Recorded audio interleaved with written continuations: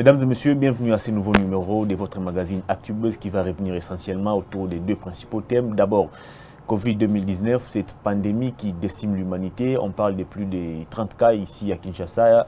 Et deux autres détectés au niveau de Lubumbashi. Lubumbashi qui est placé, où la population est placée en confinement pendant 48 heures. C'est la mesure prise par le gouverneur Jacques Yaboula. On va tenter de décrypter cette situation et puis on va aussi revenir sur cette crise ou cette guerre, disons, au sein de l'UDPS entre Jean-Marc Aboun, Augustin Kabouya et de l'autre côté, les caucus ou un autre collectif qui est né, dénommé Sauvons l'UDPS. Qu'est-ce qui se passe réellement au sein de ces partis? On va tenter de décrypter ces deux sujets au cours de cette émission avec M. Adolphe Amissi, vice-président de la jeunesse de l'UDPS, à qui je m'en vais dire bonjour et bienvenue. Bonjour, monsieur le journaliste. Comment allez-vous? Ça va. Covid-2019, mais avant cela, il y a une nouvelle qui vient de tomber. Oli Ilunga, ancien ministre de la Santé, va écoper de 5 ans de travaux forcés, privation des droits civiques. Il est reconnu coupable de malversation financière. C'est la décision de la Cour de cassation. Comment vous réagissez face à cette nouvelle? On ne peut que se réjouir, monsieur le journaliste. Pas comme vous le savez, M. Oli Ilunga, le ministre de la Santé, lors de cette épidémie que nous appelons Ebola. Et je crois que l'État congolais et les partenaires extérieurs ont mis quand même le moyen pour essayer un peu de contenir ce fléau. Mais malheureusement, le monsieur s'est mis... qu'est-ce que je peux dire? Il a utilisé l'argent, n'est-ce pas, alloué pour, n'est-ce pas, pallier par rapport à ces problématiques, mais lui en a utilisé pour ses fins privées. Donc, il peut être considéré comme un criminel. Et je crois que la justice a fait son travail et nous ne pouvons que nous réjouir parce que nous nous sommes battus pour un état de droit. Et aujourd'hui, les droits sont en train d'être dits dans notre pays. Est-ce que ce n'est pas un règlement des comptes? Parce que selon quelques réactions que j'ai essayé de lire sur le net, dans plusieurs sites, les internautes pensent qu'il s'agit d'un règlement des comptes. Le président serait derrière cette affaire. Oli Ilunga, ancien de l'UDPS, ancien médecin privé du feu Étienne Tshisekedi. Finalement, est-ce que c'est un règlement des comptes où la justice a réellement fait son travail? Je crois que les amis doivent comprendre les temps. Autre temps, autre mœurs. Hier, c'était les autres qui étaient au pouvoir. Et si on veut se référer de l'histoire, M. Oli Ilunga a passé plus de 2 ans à la tête du ministère de la Santé. Malheureusement, il n'y a pas eu de changement.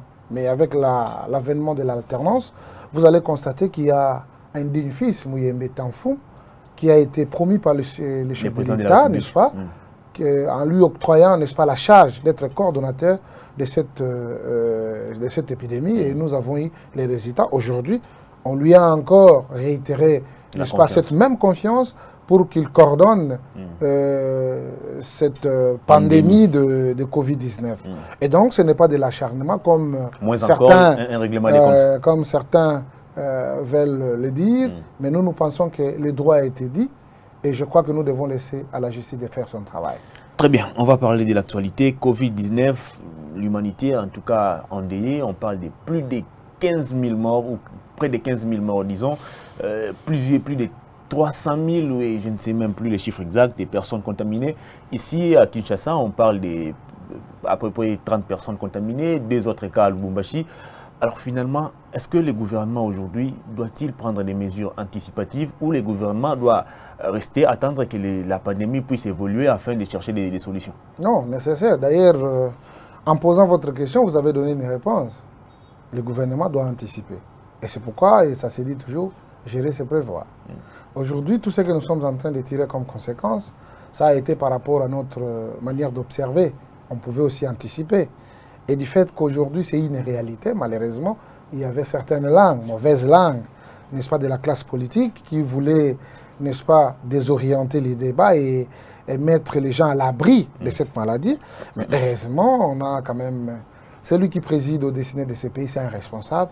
Il a pris des mesures idoines. Aujourd'hui, on peut quand même compter, le nombre peut être explicatif. Et si on laissait, selon les dires de certains politiciens, il faut bien comprendre qu'aujourd'hui, on pouvait être dans une situation trop pire, même très pire qu'aujourd'hui. Mais du fait qu'on a anticipé, et je crois que le gouvernement doit encore fournir beaucoup d'efforts pour que ce qui est entre nos murs est plus dangereux que ce qui n'est pas encore arrivé. Parce que compter 30, c'est déjà beaucoup, et on ne sait pas.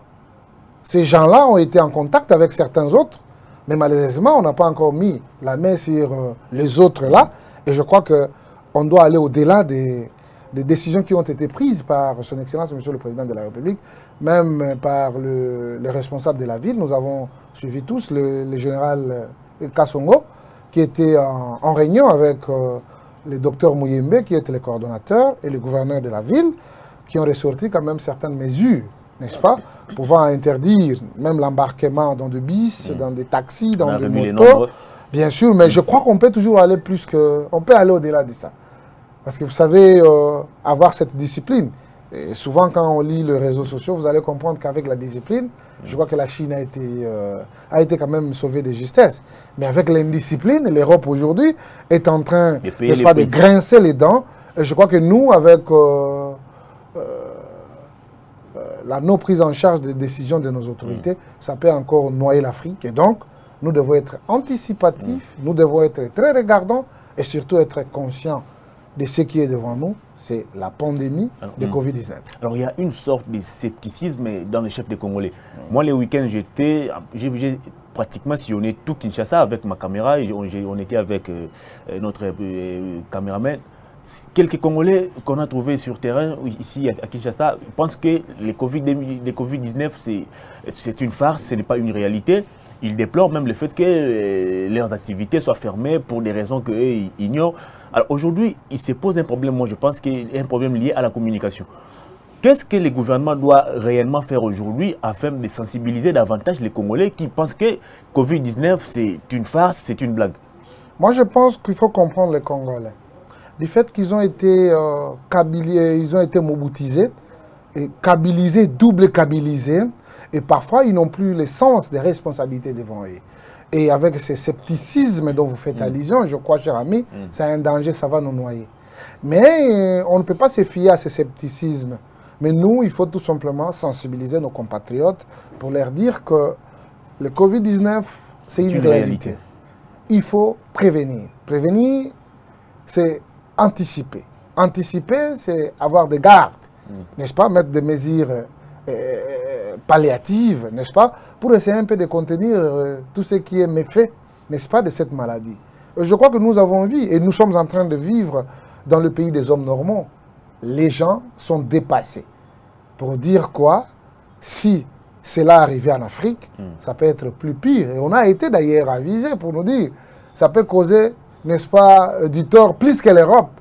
Et imaginez les conséquences. Que l'Afrique puisse se préparer au pire. Oui, je suis d'avis de ceux qui pensent qu'il faut justement, tellement que l'inconscience a battu les records en République démocratique du Congo, nous devons tout simplement aller vers le nôtre pour leur dire que la pandémie, elle est réelle et nous devons nous mettre tous à la disposition, n'est-ce pas, des mesures qui ont été prises par le président de la République, qui est l'alternative crédible, n'est-ce pas, le président, celui qui préside aux destinées de ces pays, il veille, n'est-ce pas, que le Congolais puisse être en sécurité et surtout suivre ce qui a été dit au ministère de la Santé. Il y a tout un tas d'enseignements que nous devons, n'est-ce pas, nous y soumettre pour ne pas tomber dans l'irréparable. Moi, je pense qu'aujourd'hui, cette pandémie a, comme le disaient les professeurs Voto, redressé notre société. On pensait que pour se soigner, il fallait nécessairement aller en Europe, on ne pouvait pas construire ici chez nous.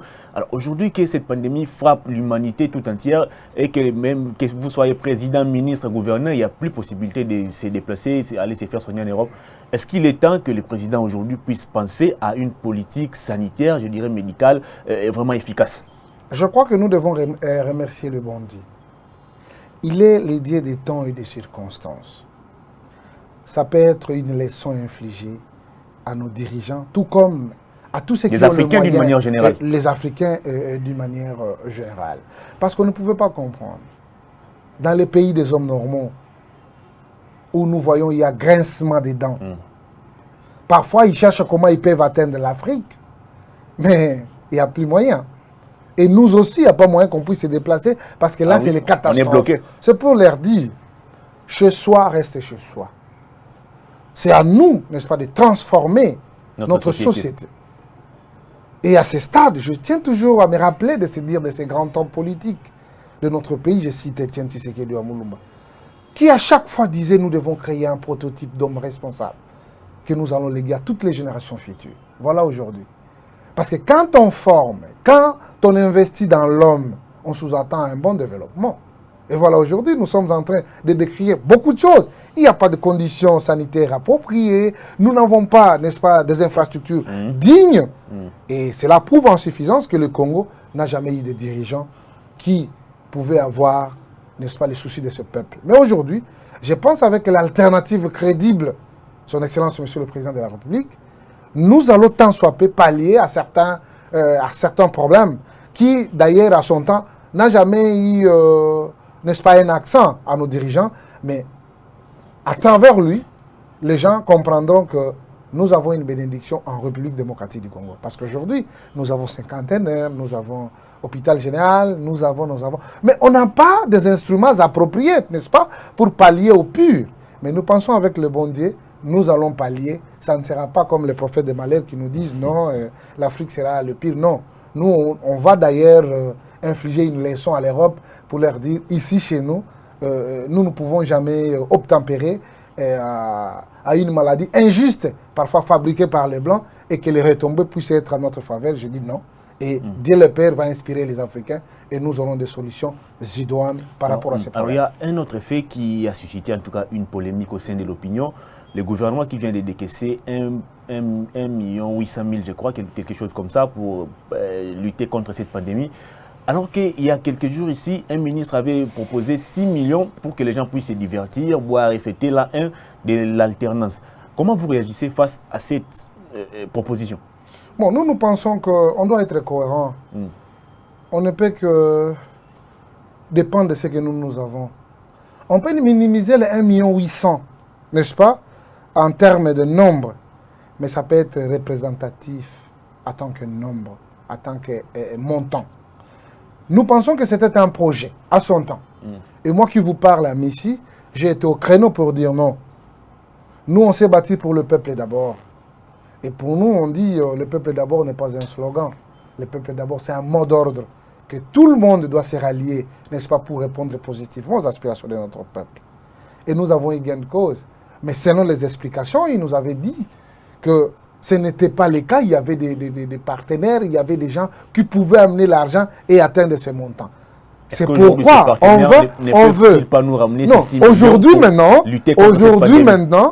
Aujourd'hui maintenant, on veut que ces gens-là puissent réitérer l'exploit de 6 millions qu'ils nous amènent encore ça parce que nous en avons besoin. Mais ce n'est pas seulement... la vie des hommes. Ce n'est pas seulement cette commission, mais nous avons beaucoup de Congolais qui pensent qu'ils ont des moyens, qui peuvent mettre, n'est-ce pas, quelque chose à la disposition de la majorité, n'est-ce pas, pour essayer un peu de nous acheter ne fût-ce que de protège-nez, les désinfectants. Des désinfectants. D'ailleurs, je passais par l'INRB, je vis comment les gens s'en approprient comme si c'était des petits pains.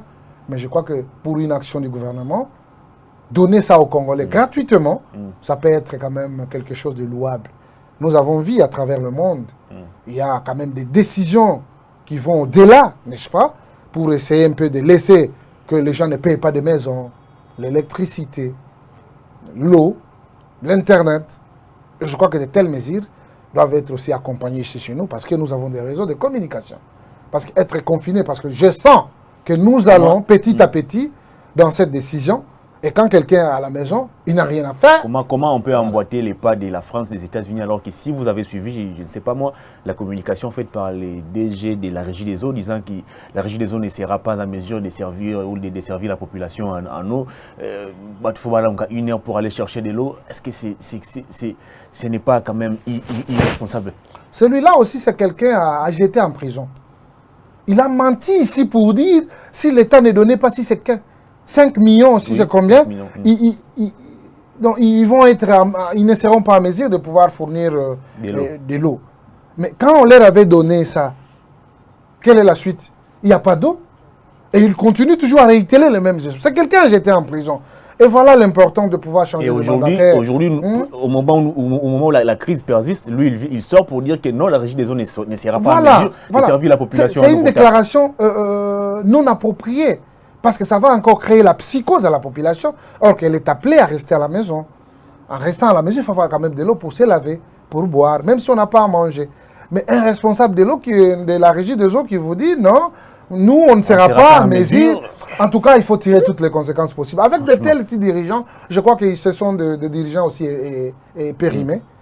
Il y a la nécessité, n'est-ce pas, de remplacer tous ces gens-là et amener un sang nouveau pour qu'à la prochaine, qu'on n'assiste pas à de telles déclarations irresponsables. Alors, on reproche également au gouvernement congolais une sorte de passivité. Pendant que la pandémie était arrivée à Kinshasa, il était temps peut-être d'isoler Kinshasa des autres provinces. On a laissé faire. Aujourd'hui, la pandémie s'est transposée au niveau de Lubumbashi. On parle déjà des 2 cas. Qu'est-ce qu'on doit alors faire aujourd'hui, maintenant que la pandémie risque de toucher les restes des provinces? Bon, on n'est pas là tout simplement pour condamner, monsieur le journaliste. On est là aussi pour proposer. Vous comprenez? Allez-y. La maladie a commencé en Asie. C'était en Chine, n'est-ce pas?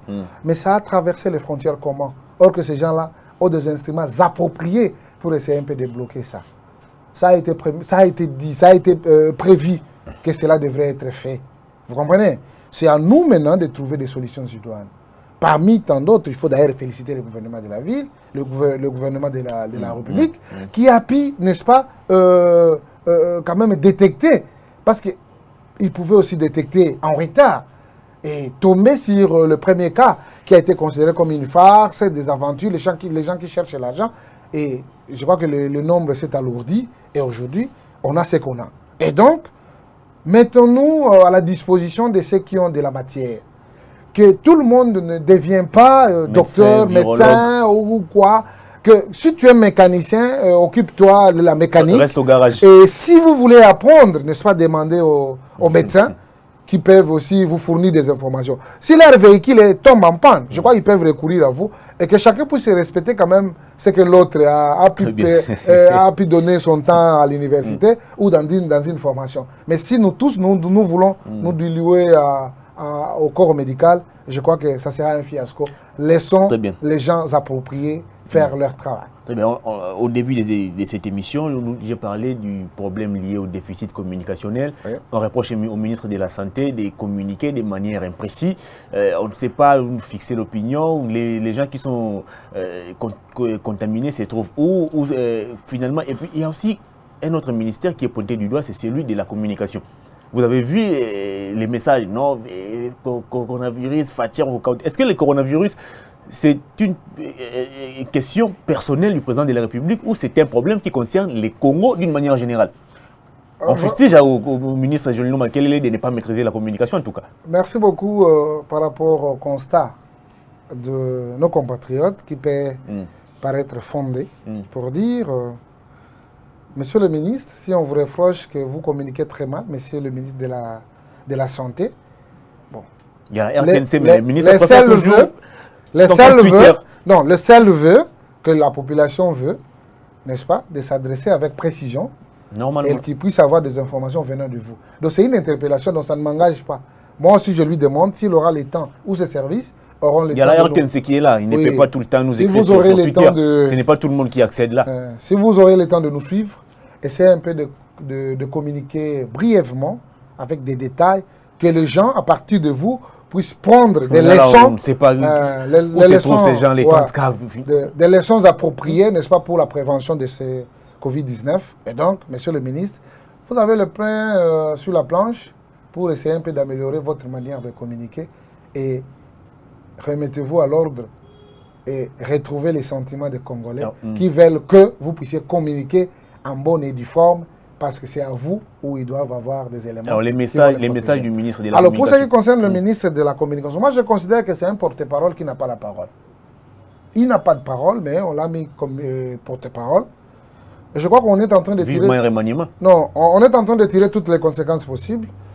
Son incompétence n'est plus à démontrer, même si la fois passée il était sur une chaîne de la place, où il s'est dit qu'il est seulement le porte-parole du gouvernement et non le porte-parole du président de la République. Or, aujourd'hui, il y a ce qu'on appelle la solidarité gouvernementale. tous le ministre sont ensemble, ils se donnent des idées. Et lui, il est là comme le porte-parole de toutes les rencontres qui sont organisées dans cette durée. Mais malheureusement, on ne comprend pas quel est son travail. Il est dans les bureaux climatisés et lui, il fait beaucoup les dodos. Il dort beaucoup et voilà. Et je crois que le remaniement est important, n'est-ce pas, pour ce gouvernement. On a compris, c'était le premier pas. Et pire encore, on ne peut pas continuer le deuxième pas avec des gens qui nous donnent quand même un retard au premier pas. Et pire encore, la semaine passée, c'était le week-end, il a convoqué tous les patrons des médias. Mais curieusement, nous qui sommes en ligne, on n'a pas été invités. Et pourtant, aujourd'hui, l'Internet, c'est vraiment un outil qui nous permet de communiquer à grande échelle. Avec une vitesse. Parce que, vous savez, hein, il n'est pas... c'est pas quelqu'un qui connaît la matière. Vous comprenez?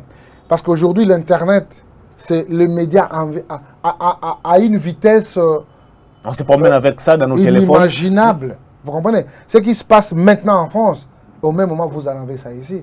Mais malheureusement, s'il a convoqué peut-être les gens qui émettent, dans les clairs ou quoi, on ne sait pas, mais je crois qu'il était important qu'on puisse associer tout le monde. Ce n'est pas un moment, n'est-ce pas, de laisser les uns pour utiliser les autres. Nous tous, nous devons conjuguer dans la même direction, justement pour un seul but, d'informer notre peuple. Et notre peuple en a besoin, comme vous le savez d'ailleurs, vous êtes un historien du présent, vous êtes proche de la population, vous écoutez comment la population est en train de s'emmerder pour dire non, ceux qui ont la tâche de la communication ne sont pas à la hauteur et donc ils doivent changer. Lui aussi, il n'est pas encore tard pour qu'il change. Il doit retrouver le bon sens, les bons sentiments pour qu'ensemble avec notre peuple, qu'on parle le même langage et qu'on soit informé à temps réel. Très bien, on va parler de l'UDPS, mais avant cela, vous comme leader d'opinion, j'aimerais que vous puissiez encore une fois de plus sensibiliser et appeler ces Congolais qui doutent encore de la réalité ou de tout ce que les coronavirus peuvent nous apporter comme conséquence. Est-ce que vous pouvez adresser un petit message à tous ces Congolais? Exactement. Chers compatriotes, chers jeunes, chers papas, mamans, jeunes filles et garçons, le Covid-19, c'est une réalité. Et du fait que c'est une réalité, nous devons prendre des mesures idoines, n'est-ce pas, pour essayer un peu de contenir cette maladie. Nous sommes les Africains, certes, il y a des promesses, il y a même des prophéties qui disent qu'ici chez nous, ça sera plus pire. Mais nous devons démontrer le contraire pour leur dire, nous avons l'information et nous avons la capacité d'arrêter. Pour arrêter, qu'est-ce qu'il faut faire? Soyons vraiment très regardants par rapport à notre environnement et surtout être propre. Être propre, ça veut dire laver les mains à chaque fois qu'il y a contact et surtout évitons de nous serrer les mains et surtout de faire les accolades ou de bisous. Ce n'est pas du tout approprié, c'est pour un moment parce que quand ça va passer, on va retourner dans le bon sens et dans nos sentiments et d'attente. Mais malheureusement, si ça continue, nous devons garder, n'est-ce pas, la distance. Même en parlant avec son compatriote, il faut toujours veiller que ce soit 1 mètre. Et in fine, il faut éviter les accolades. Et je crois que avec un tel comportement, nous allons aider quand même l'environnement et nous avons aidé les proches qui sont tout autour de nous à ne pas avoir cette maladie coronavirus. Donc, la propriété est exigée. Lavons les mains et surtout, si nous avons les détergents, essayons de nous promener. Même dans notre poche, à chaque fois tu sens qu'il y a les contacts, en tout cas, mettons ça en main, frottons le main. Et je crois que c'est aussi la manière que nous devons éviter. Et surtout, si on n'a rien à faire, restons à la maison. Très bien. Alors, on va parler de l'UDPS. Qu'est-ce qui se passe aujourd'hui au sein de l'UDPS? Est-ce que c'est la guerre des positionnements qui divise l'UDPS aujourd'hui? Vous avez aujourd'hui les camps Kabouya et de l'autre côté, les caucus des professeurs qui ont créé les collectifs Sauvons l'UDPS. Qu'est-ce qui se passe aujourd'hui de l'UDPS pour que les professeurs Chilumba et tous ces groupes puissent arriver à mettre en place ce qu'ils appellent Sauvons l'UDPS? Merci beaucoup, monsieur le journaliste. Je crois que je refusais les appels de médias, mais quand même, pour vous, j'ai accepté. Merci. Et du fait que la question est devant moi, je suis obligé de la répondre correctement pour que les uns et les autres tirent leur profit. Vous savez, du fait qu'on a évolué dans un parti pendant 37 ans d'élite, chacun a une histoire au sein de ses partis politiques. En commençant par Jean-Marc Kabound, qui était le président du parti, et Augustin Kabouya, qui était le secrétaire général. Chers amis, nous devons du respect à nos autorités. Nous avons passé des moments très difficiles au sein de l'UDPS. Après la disparition de Tshisekedi, on devait avoir quand même l'aile dure. Quelqu'un qui pouvait tenir, n'est-ce pas, pour qu'aujourd'hui, qu'on puisse festoyer. La fête que nous avons aujourd'hui à avoir la magistrature suprême, ce n'est pas de la blague. Nous avons souffert. Nous avons souffert. Et aujourd'hui, c'est le fruit de notre souffrance. Et parfois, quand je vois les gens veulent jouer avec l'UDPS, et parfois je m'en moque, je dis, personne ne va se jouer avec l'UDPS si Amici existe toujours. Moi, j'aime donner le mérite à celui qui le mérite. Excuse-moi la tautologie, j'aime ça. Vous savez, Jean-Marc Kabound, après la disparition de Tshisekedi, les gens ont compris que l'UDPS était à vendre. C'est pourquoi vous allez constater qu'il y avait des départs avec des promesses. Moubak est parti pour nous dire que non, en tout cas, Kabila c'est quelqu'un de bonne foi. Souvent on nous trompait, or que lui il était aux côtés de Tshisekedi, comme le conseiller politique de Tshisekedi. Et donc, lui il nous trompait. Et quand il a serré la main de Kabila, voilà ce qu'il a dit et il est parti. Bruno Tshibala, est parti. On lui il est devenu Premier ministre, Badi Banga même. Et ça pouvait aussi être chez Kabound, mais il a tenu mordicus pour garder le patrimoine de Tshisekedi. Et aujourd'hui, la fierté, on parle de l'UDPS parce qu'on est au pouvoir. Ce messieurs, nous les devons quand même du respect. Ça, j'aimerais dire ça à tout celui qui veut m'écouter. Même si je peux avoir des critiques par rapport aux uns aux autres. Mais la reconnaissance n'est pas de ce monde. Mais moi, j'ai la reconnaissance parce que je sais le moment qu'on a passé avec ce monsieur. On nous a bloqué à la permanence. Quand on a voulu nous arracher la permanence, on était là. On a fait des jours. Ces gens-là dont vous me citez, personne n'était pas là. Et aujourd'hui, ils veulent se montrer que ce sont eux qui sont les aimables, les plus aimables de l'UDPS. Kabound aurait menti. Leur droit. Attends, moi je ne suis pas parent. Même le monsieur qui vous a parlé, il n'est pas parent de Kabound. Quand vous voulez entrer dans une vie privée de quelqu'un, ça devient un débat des bas étages. Parce que les grands esprits ne font que allusion aux événements. Mais on ne peut pas parler des individus comme Kabound. Kabound, c'est une personne. Pourquoi il faut se fier tout simplement à Kabound? Les autres, je m'en tourne de l'autre côté. Jacquemain a fait un bon temps. Les caucus des professeurs. Jacquemain n'est pas un professeur. Jacquemain Chabani, mon secrétaire général, que j'ai beaucoup de respect, est le président de la CEP, ancien, qui a fait un bon temps. Nous avons souffert avec lui, avec Jeudi Saint. C'était ici, devant vous, où nous avons avalé les gaz lacrymogènes de toutes les couleurs. Nos amis ont perdu leur vie. Nous avons ramassé nos morts. Il y a une histoire. Mais je pense que Maître Peter Kazali nous a trouvés dans cette lutte. Selon les informations à ma possession, c'est d'ailleurs Peter Kazali qui aurait demandé au président de la République de confier un mandat spécial à Kabound. Nous sommes en train. Mais comment aujourd'hui il fait volte-face? Nous sommes en train d'avancer. Il est aussi l'auteur, n'est-ce pas, de ces mandats. Mais nous disons, on n'est pas cultivateur. Nous, on est politique. Du fait qu'on est politique, quand il y a une question qui n'a pas été réglée par nos statuts, doit être réglée politiquement. Et nous pensons que les mandats spéciaux avaient son pesant d'or d'existence. Parce que nos statuts n'ont pas prévu, si le président a été élu, il n'y a que une démission, n'est-ce pas, empêchement définitif. Mais on n'a pas dit empêchement momentané. Même si on peut tout dire, cher ami, aujourd'hui le président de l'UDPS c'est Félix Tshisekedi. Et quand on veut entrer en profondeur pour chercher quoi, on ne sait pas. Nous pensons qu'il a été élu pour 5 ans. Mais il y a aussi un problème qui dérange nos amis. C'est ce de ceux dont vous faites allusion, la guerre de positionnement. Ils voient peut-être qu'ils ne seront pas pris en compte, mais ils sont des députés. Peter, c'est un député provincial. Est-ce qu'il peut aujourd'hui être très fier de regarder l'UDPS et d'essayer de nous étaler le travail qu'il a déjà fait depuis qu'il est à l'hémicycle à l'Assemblée provinciale? Aujourd'hui, la ville connaît l'insalubrité qu'on ne peut jamais considérer. Mais lui, il est là. Quelle a été l'interprétation de ceux qui sont des députés de l'UDPS? Si ce n'est qu'une bouche bloquée, sans rien dire, parce qu'ils ont gagné des marchés à l'Assemblée provinciale de Kinshasa et au gouvernement provincial de Kinshasa. Ils doivent laisser les gens. Kaboul, ce n'est pas un saint. Il peut avoir aussi les mal. Mais de la manière dont nos amis commencent à l'utiliser, ça devient de l'acharnement contre un individu. Parce que vous avez un positionnement.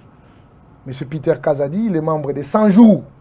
Et il est dans la commission infrastructure, une commission de la honte.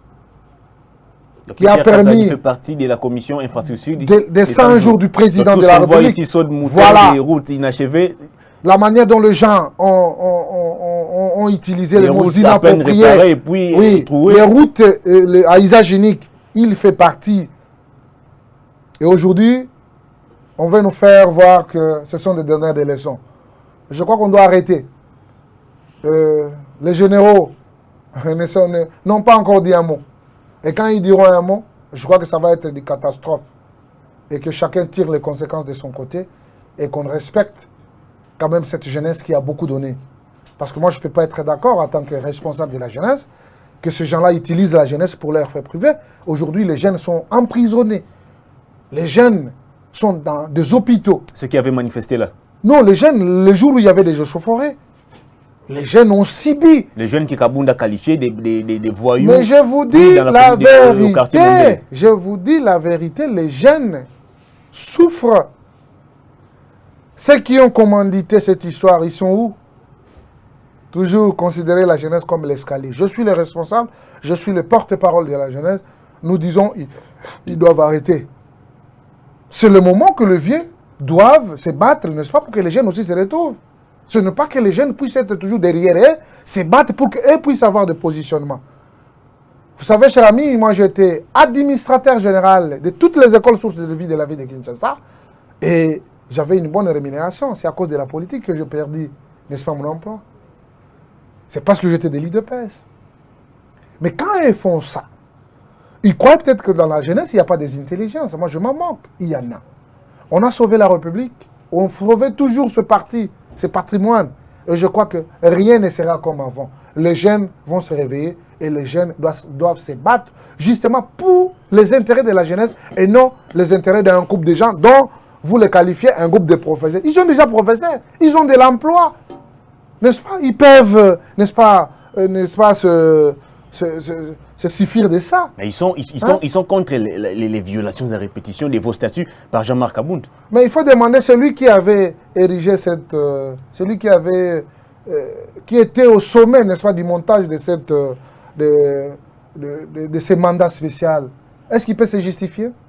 C'est la question que moi je me pose aussi. Il faut lui poser la question. Comment Félix Tshisekedi qui a confié un mandat spécial à Jean-Marc Kabound, on ne l'attaque pas, oui. On préfère plutôt viser Jean-Marc Kabound, qui ne fait qu'exécuter... Non, cela veut dire qu'ils n'attaquent pas Jean-Marc Kabound, ils sont en train d'attaquer Siona, qui est le président de la République.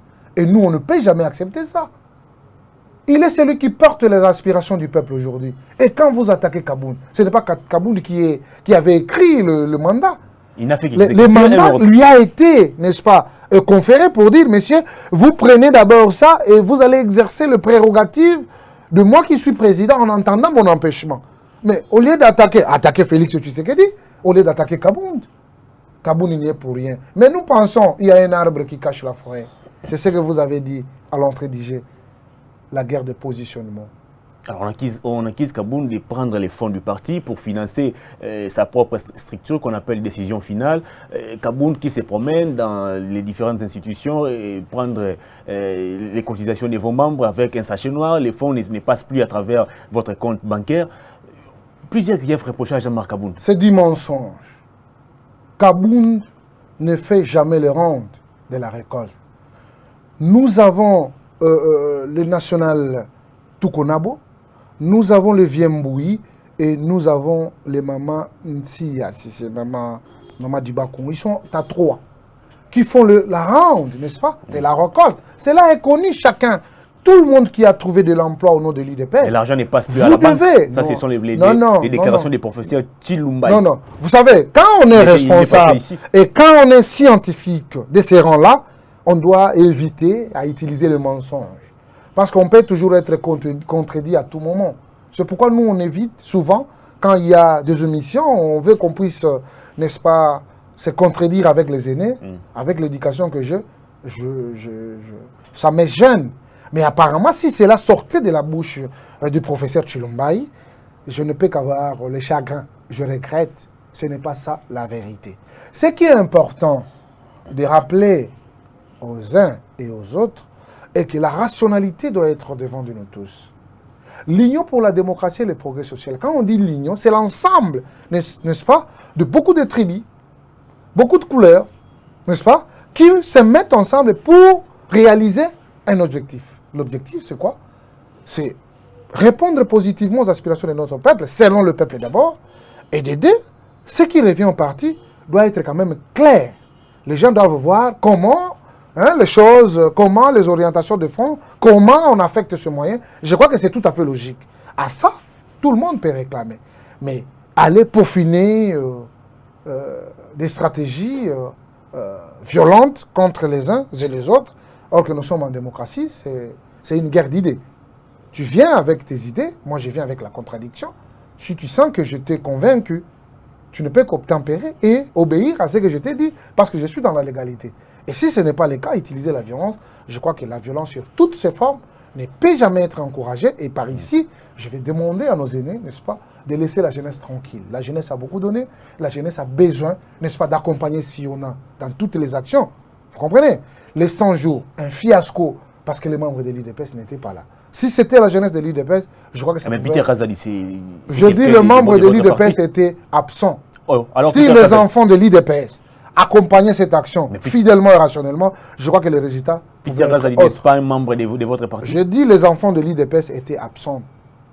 Entre autres, si vous mettiez parmi les structures qui sont dans l'UDPS la force du progrès pour la surveillance, n'est-ce pas, des actions du chef de l'État, cher ami, on pouvait avoir déjà un bon résultat, mais malheureusement, donc, de tous ces gens qui ont coordonné les 100 jours, il n'y a aucun membre de l'UDPS. Non. Quand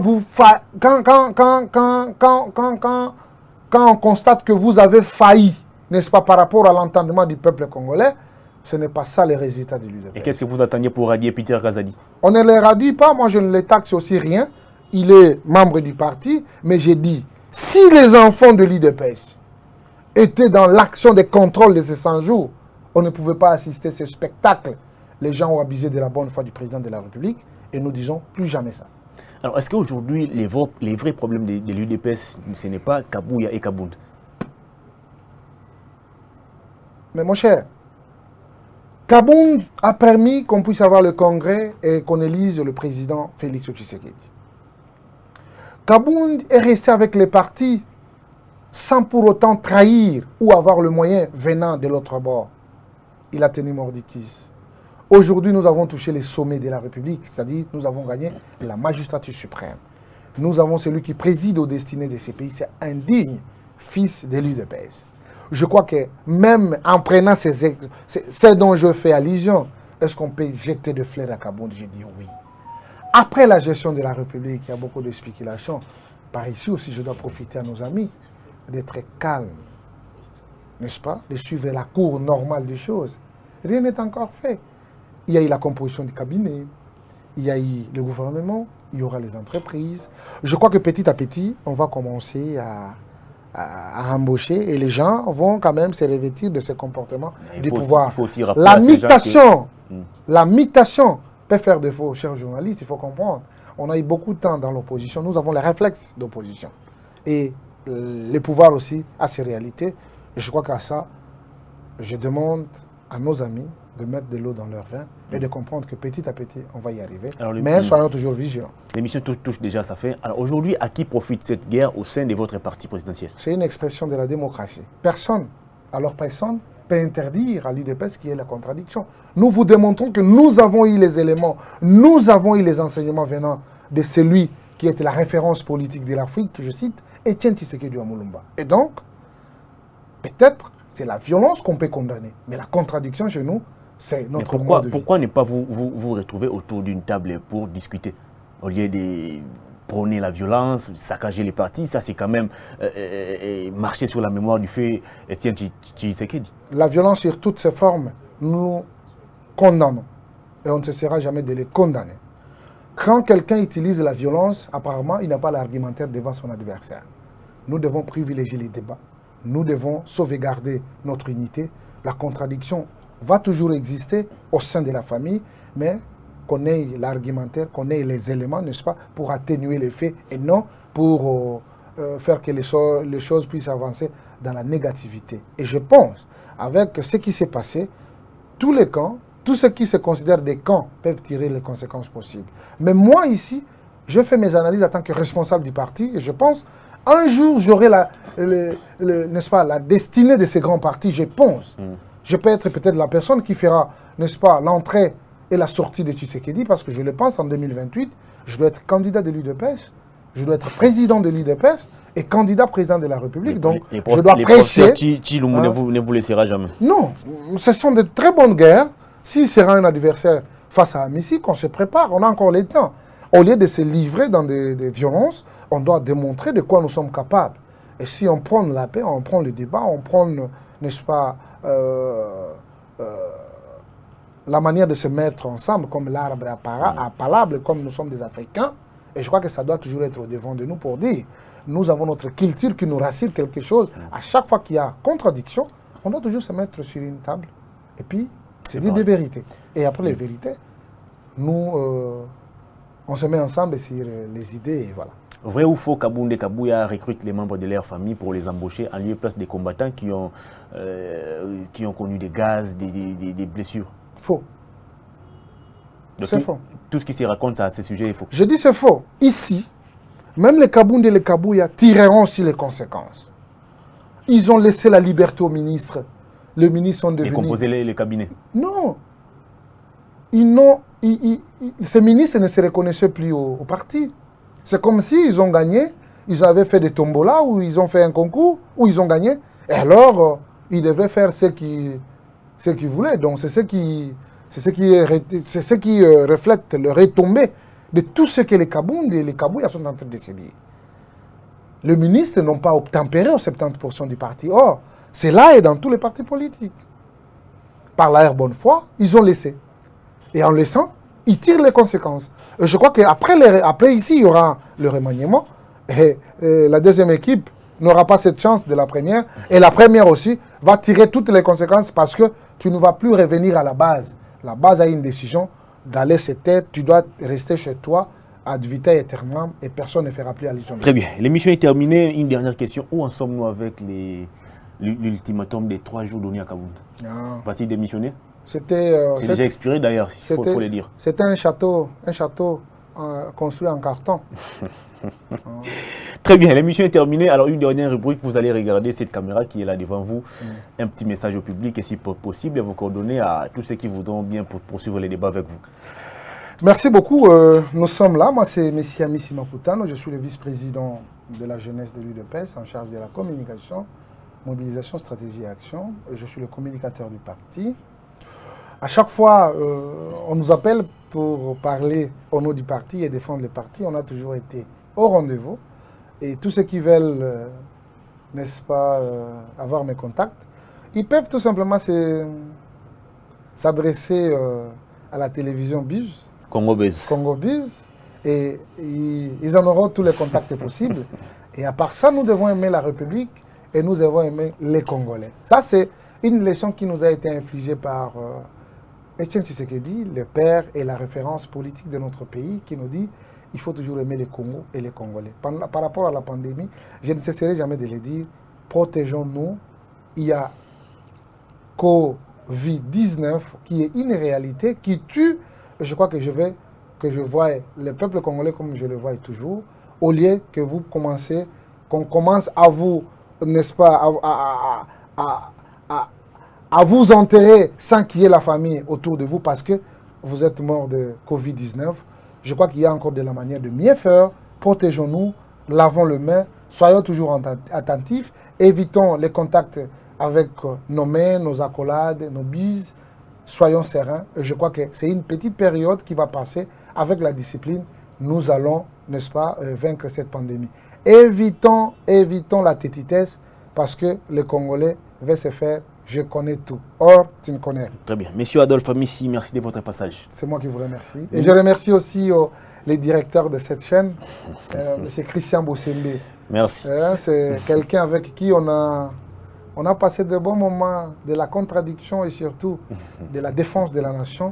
Je crois que je resterai toujours reconnaissant par rapport à cette personnalité. Très bien. Et ensemble, aujourd'hui, nous passons sur sa chaîne.